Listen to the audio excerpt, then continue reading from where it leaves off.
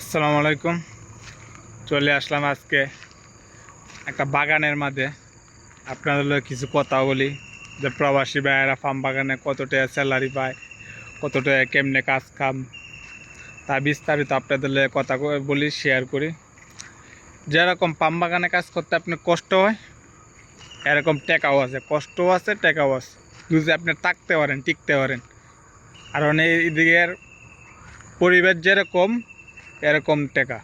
যেমন পরিবেশ একটা খারাপ, যেরকম এই যে দেখেন আমার পাশের বাগানটা দেখতেছেন না, এই বাগানটার মধ্যে প্রচুর ময়লা। এদের মধ্যে কাজ করলেও কাজের অভাব নেই, বিভিন্ন রাতের কাজ করা যায়।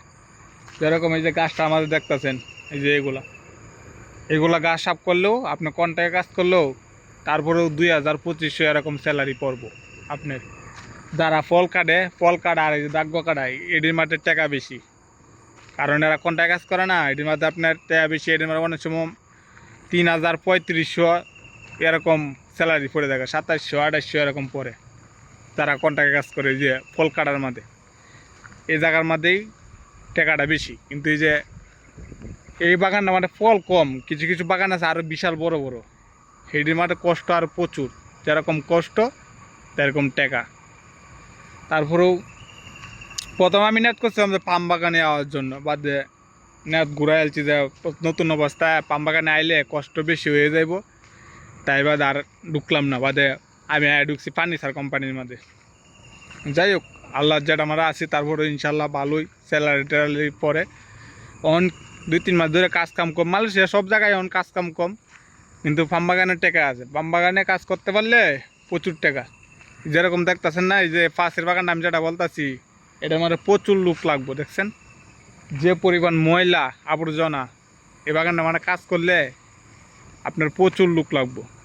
ওই যে আরেকটা আছে আমার এই সাইডেও বাগান, এই সাইডেও বাগান আছে, অভাব নেই।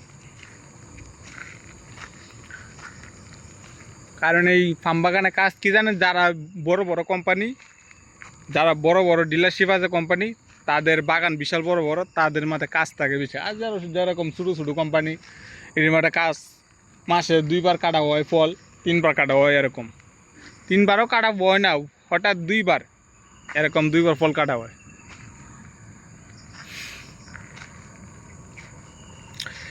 কত সুন্দর পরিবেশ। হ্যাঁ, একটা কি ফার্ম বাগানে কাজ করলে আপনার দূরে আইন দেখান, তাহলে শাকসবজি সহজে কিনা লাগে না, আপনি সব কিছুই নিজে কইরে খাইতে পারবেন, সব কিছুই। এই যে পাশে দেখেন আমার একটা পানির ড্রেন আছে, এই দেশে আমরা বলি কাল, আর এই দেশে বলে লঙ্কান। এই যে দেখেন, দেখছেন এই যে এই ড্রেনটা, এইগুলোর মধ্যে মাছ ভাই প্রচুর, শোল মাছ, টাহি মাছ, বিভিন্ন জাতের মাছ, পুডি, ট্যাংরা, গুলশা সবই আছে, মাগুর মাছ সবই আছে। প্রবাসী ভাইয়েরা দেখছি বসি দিয়ে মাঝে মাঝে, আমি ভিডিও দেখছি, প্রবাসী ভাইয়েরা বসি দিয়ে মাছ মারে, মাইরা তারা খায়। মাছও ভালো, ভালো জায়গার মধ্যে এসব মাছ ভালোই লাগে, খুবই সুস্বাদু মাছ, ভালোই লাগে। কিন্তু মালয়েশিয়া প্রচুর মাছ, এটা আমি বলি, লঙ্কানের মধ্যে প্রচুর মাছ। পরিবেশটা কতই না সুন্দর। হ্যাঁ, চারিমুখে গাছ গাছালি, আবার রাস্তার ভিতরে, জঙ্গলের ভিতর দিয়ে রাস্তা সুরি ফালাইছে, নতুন পাক্কা হয়ে যাবে অলরেডি, আশা করতেছি। সকলেই ভালো থাকবেন, সুস্থ থাকবেন। ভিডিওটা ভালো লাগলে সবাই এই প্রবাসী ভাইয়ের পাশে থাকবেন ইনশাল্লাহ। আসসালামু আলাইকুম, সকলেই ভালো থাকবেন।